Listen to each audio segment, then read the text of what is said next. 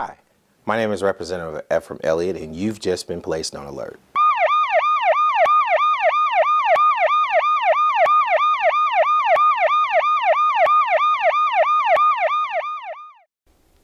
Thank you for tuning into the Elliott Alert.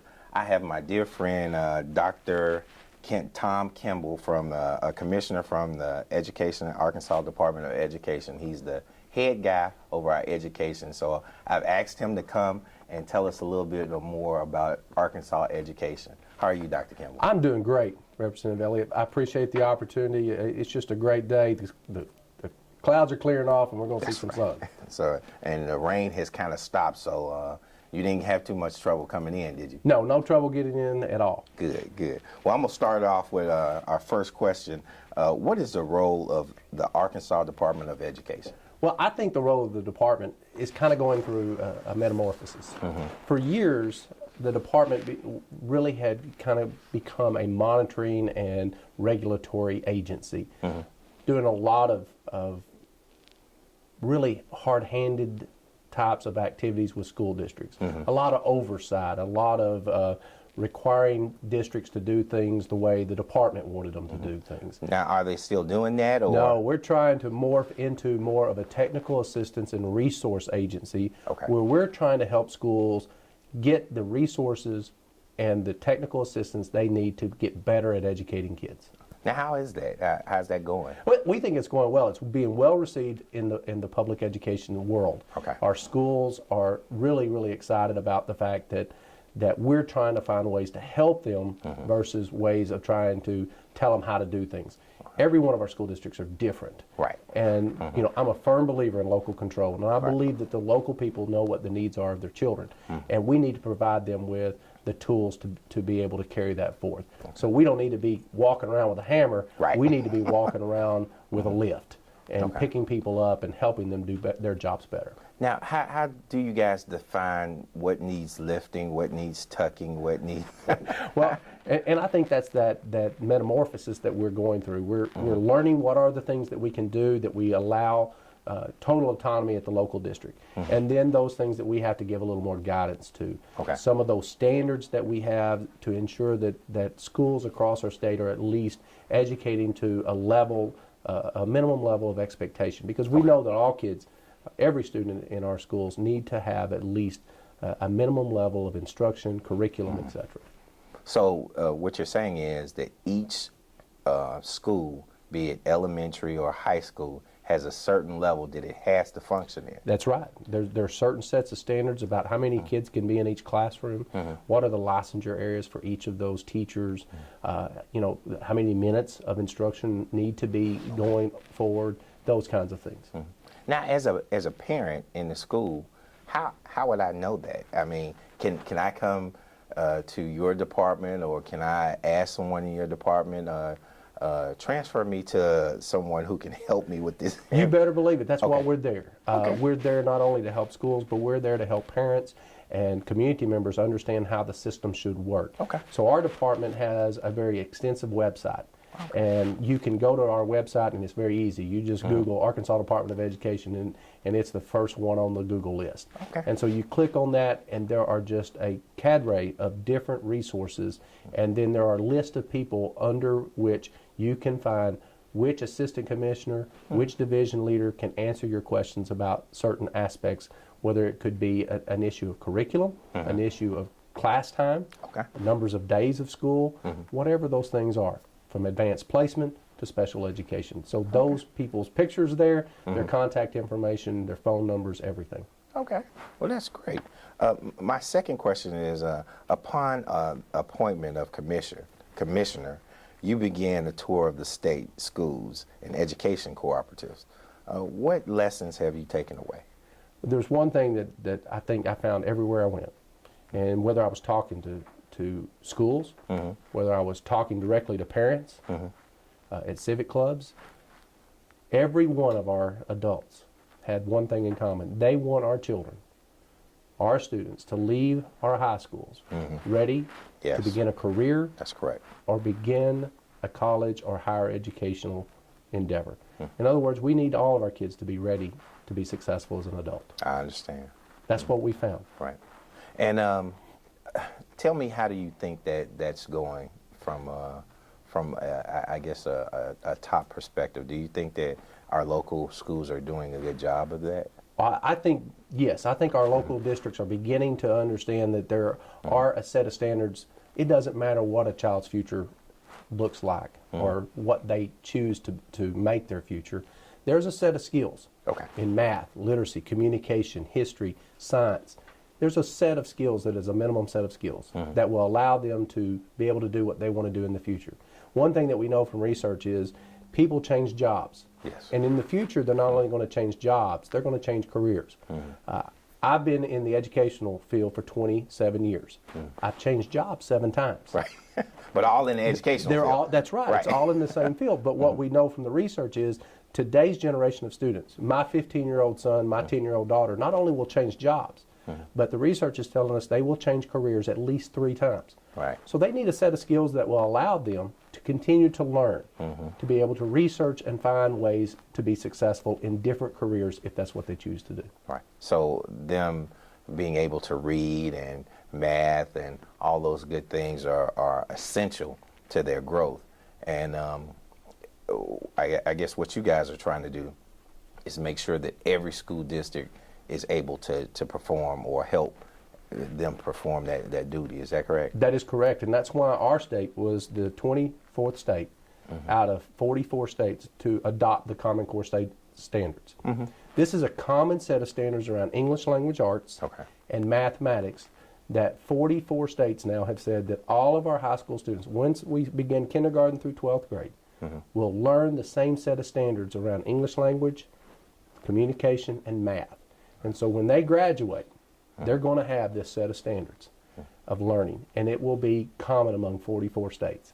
So our students should be able to go anywhere within the states and find a job dealing and still have the same kind of skills to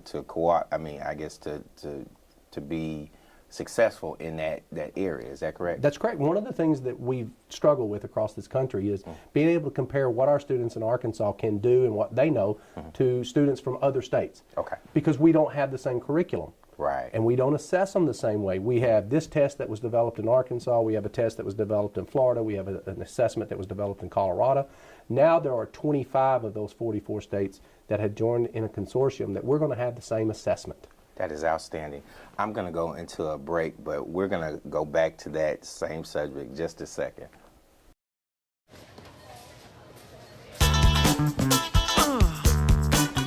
Movement. Along with weight loss, it's one of the many ways to fight osteoarthritis pain. For more information on managing pain, go to fightarthritispain.org. What gets you moving? Because when you get moving an hour a day, You fuel your body, And your mind. whether you like to throw around the football. play frisbee in the park, Or dance in your room. Moving every day helps give you a healthy body and mind. And that makes you part of a winning team. Hey, that was my line. Get up and play an hour a day, Doc. check out how to be a player at letsmove.gov. Head online to get tips on great ways to get moving every day. That's www.letsmove.gov. Welcome back to the Elliott Alert. I'm with Dr. Tom Kimbrell, who's the commissioner of our education department in Arkansas. And Dr. Kimbrell, when we left on break, you were talking about an additional program that the Department of Education was working on. Well, it's a statewide program. Actually, was supported and began by the governor and the Governors Association, where 44 states had determined that they're going to all join together and have a set of curriculum standards around English language arts and math. The other piece that came out of that is how do we compare what our students in Arkansas know and are able to do to other states? Right now we can't do that. So we joined a consortium and we call it the Partnership for Readiness for College and Careers. 25 of these states now have and will have an assessment that will be able to measure our students against those other 24 states and their students at the same grade levels. So if you're a third grader in Oakland, California, or a third grader in Pine Bluff Public Schools, you'll be taking the same assessment and we'll be able to compare what our kids know and are able to do to the kids in Oakland, California. That is outstanding. So that means that each third grader should be on the same level. And we'll be assessing throughout the year to make sure we're not going to do what we've been doing in the past and waiting to the end of the year to say these skills are not there. So we go to summer school. We're going to be doing what we call formative assessments throughout the year so that we can recognize when a student doesn't have a set of skills, that we can ramp up their learning between that point and the next assessment so that those students have a way of getting caught up. Accelerate that learning, because it's kind of like that analogy of the physical. Let's go ahead and do a physical exam, the doctor, instead of waiting and do an autopsy when I die. So let's make sure that we've got kids on a learning progression that will help them be successful. Now, I'm glad you said that, because if a child is behind, is there some kind of after-school program, or is summer school starting? Is summer school going to be out of bounds anymore, or I mean, how are we going to do that? Well, local districts are going to still have many choices. And what we're encouraging schools to do, and the legislature and the governor were very supportive of giving additional money to schools that had a large percentage of students who were at risk. And so this money is made available for after-school programming, before-school programming. We found programs that work on Saturdays, and you know, there's a great one out of Arkadelphia, where they're encouraging kids, and you don't have to go to that school, you get to go to that school. And so kids see that as a plus.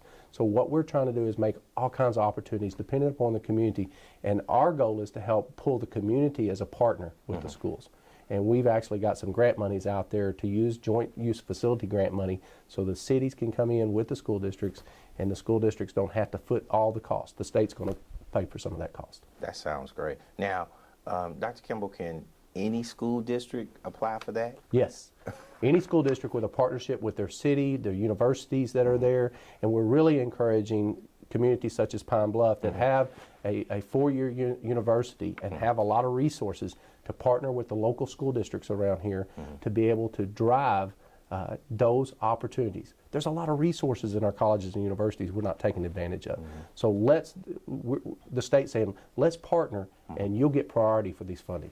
That is outstanding. Now, is there some way that a local school district and a college and maybe any other organization can actually maybe come to the Department of Education and say, okay, this is what we're lacking, and this is what we want to do, and the Department of Education help them with it? Yes, we actually have one person who helps develop all of those grants. This lady's name is Gloria Stevens, and she works in the Commissioner's office, and she helps coordinate where those grants are available, how to apply for those grants, and then we have resources at the department where those partners can come in and sit down and help write those grants. Wow. So you guys have technical assistance, and you're also willing to help the districts achieve those goals. Man, I'm kind of perplexed with it, because there's so much information. How do you guys kind of get the word out? Well, we've got a couple of ways. Of course, our website, which I talked about earlier, is a great resource. One of the other things that I do each week is similar to what you do in trying to communicate using today's technology. I do a commissioner's update every 2 weeks. And on our website, you can go on the right-hand side, you'll see the commissioner's videos, and there is a library of those videos. Every 2 weeks, I talk about the issues of what's going on, what's available, what are the good things that are happening in our state educationally. So I really encourage our parents, our schools, to use that as a means of knowing what's going on, what's available, what you can do to help improve education for your students. That's great. That's great. My next question is, what is the Department of Education doing to ensure the students are college and career ready? Well, that's our number one goal. That's the thing that we feel is our mission one. Because that's what we're actually created to do, is help our schools, help our students become successful. In today and tomorrow's world, that means they have to be ready to step into a career or step into some kind of college or university or technical school. So what we've done is partner with those other 44 states to develop a set of learning standards, and then we've worked with the institutions of higher education here in the state to develop a system to assess whether kids are ready to go to college. So instead of the old way we used to do ACT, we'll be developing with higher education what are called benchmark or anchor assessments. So when a kid is moving through high school in the 11th and 10th grade year, they'll be taking assessments around English, language arts, and math that will help determine whether they're ready to go to college or go into a career. If they don't score at that level, then they will have their junior and senior year to get those skills to help them be successful. So we're working with higher ed to kind of move away from this one test system to a system where we assess throughout the 10th, 11th, and 12th grade so that we're sure that students are ready to leave our high schools and be successful. So what you're saying is that there's a partnership between pre-K all the way up to 12th grade between higher education, community, and the Department of Education. You bet. As a matter of fact, this year at UAPB at the Dr. Benjamin Conference, that was the whole focus, P13.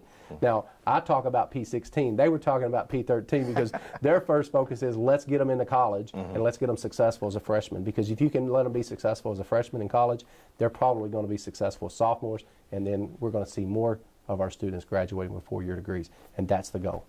And I'm glad you're saying that because in today's technology, man, technology is just gone far and beyond some of the things that I knew when I was in school. So is that educational part kind of combining with technology so that we can do some things to educate our kids in the rural areas? Oh, yes, and that's one of the things that I failed to mention is on those standards of learning that we talked about, English, language, arts, and math, embedded in all those is the use of technologies as tools for learning.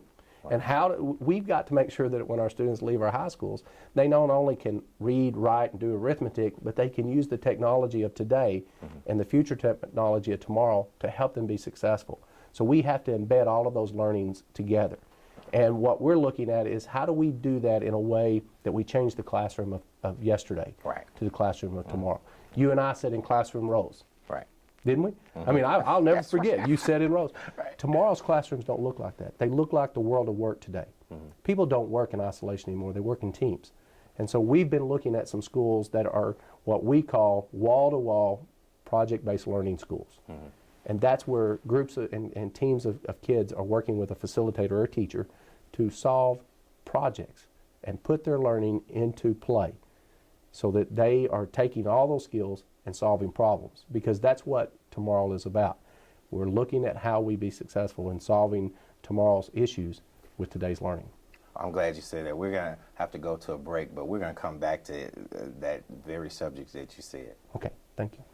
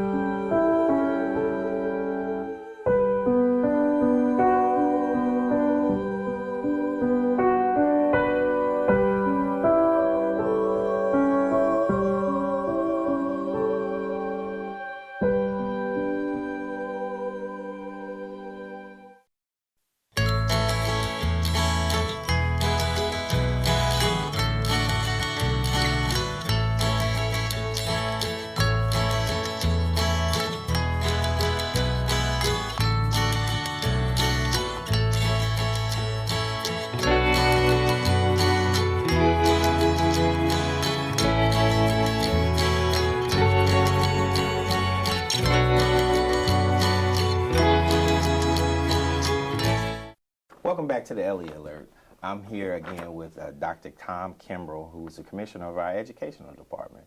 Dr. Kimbrell, before we left, you were just talking about some additional information. Can you expound on that a little bit for me? Yes. One of the things that we've learned, and I think we've learned this in looking at how the world of tomorrow is going to work, kids are having, and with all the technology that we have, and you mentioned that, and all of the information that they can take in that just really overrides our brains, they're able to process it. And what we know about the future of work is that you don't work in isolation. Doctors don't work in isolation anymore. Engineers don't. They work in teams. One of the things we're looking at the middle school and the high schools, especially right now, is how do we put this project-based learning into our schools so that students are working as teams, because that's what people are wanting in the world of business and at the university level. So we're looking at some models that are coming out of several other states to look at in our state to try to emulate. Some of our high schools are looking at that. We've got 2 that will actually become these new tech high schools in the next 2 years. And we want to see that model work in Arkansas and we want to see if that can't be duplicated. We're doing a lot of that in some classrooms, and it's called EAST. Right. Environmental and Spatial East Lab. Technology, the EAST Labs.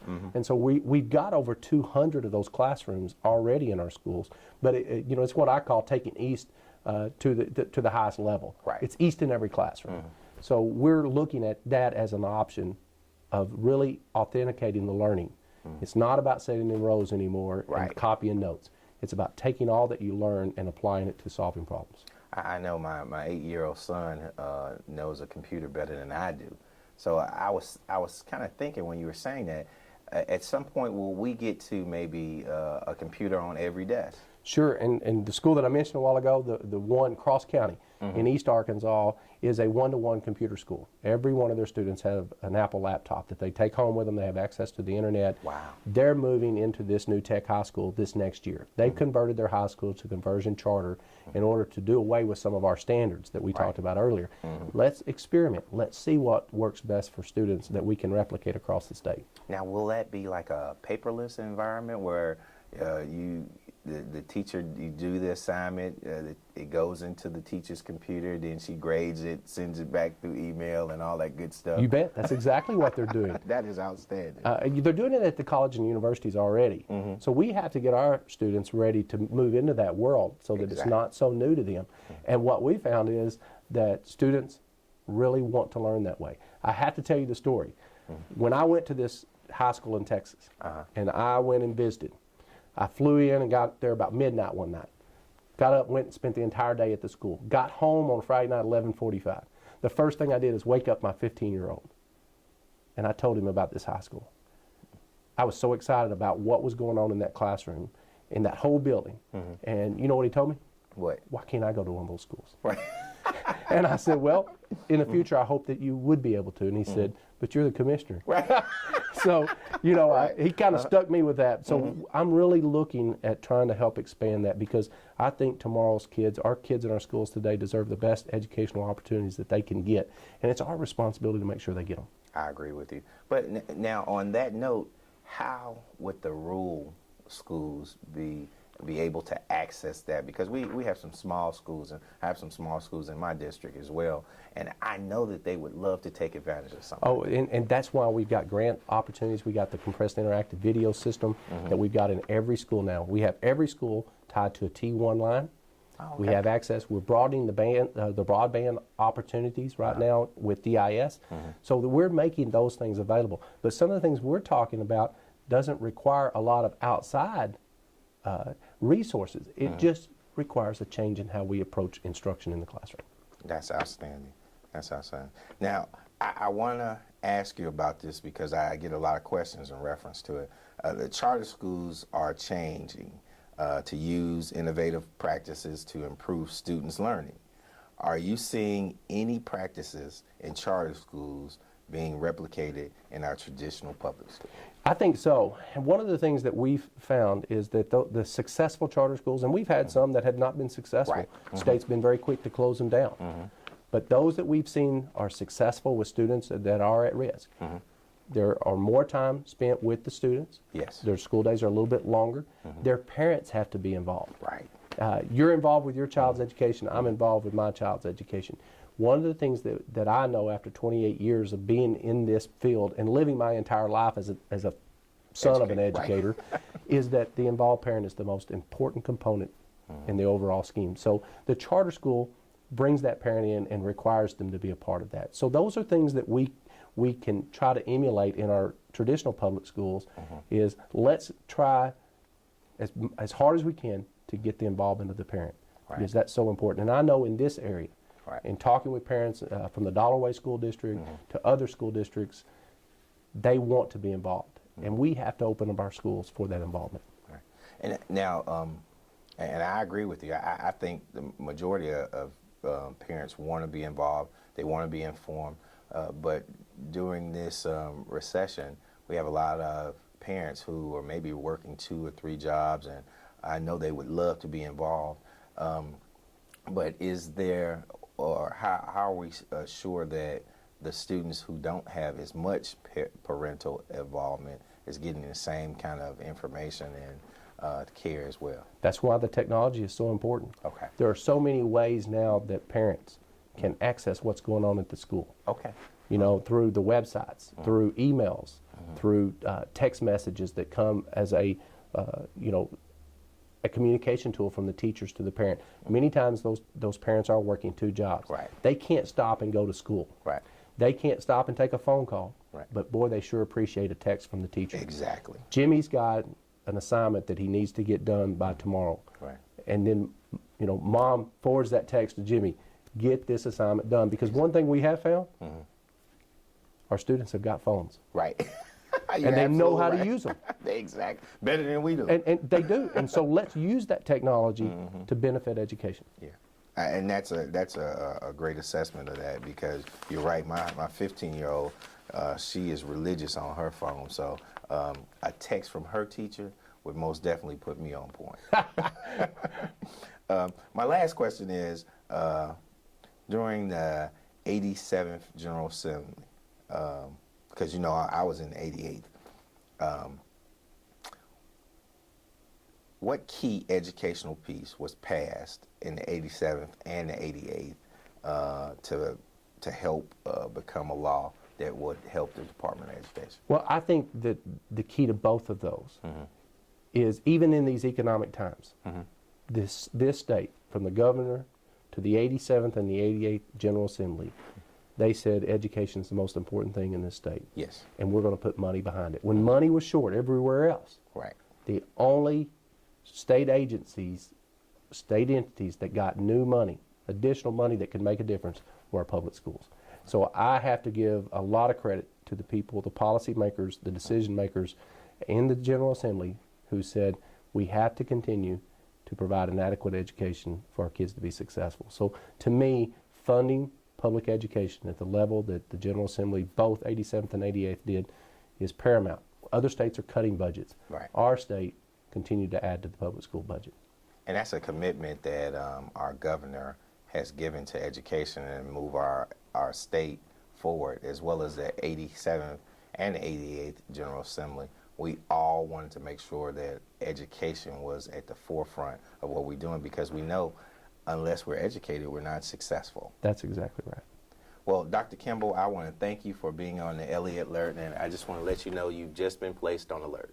Well, thank you, sir. I'm glad to be on alert. It was wonderful.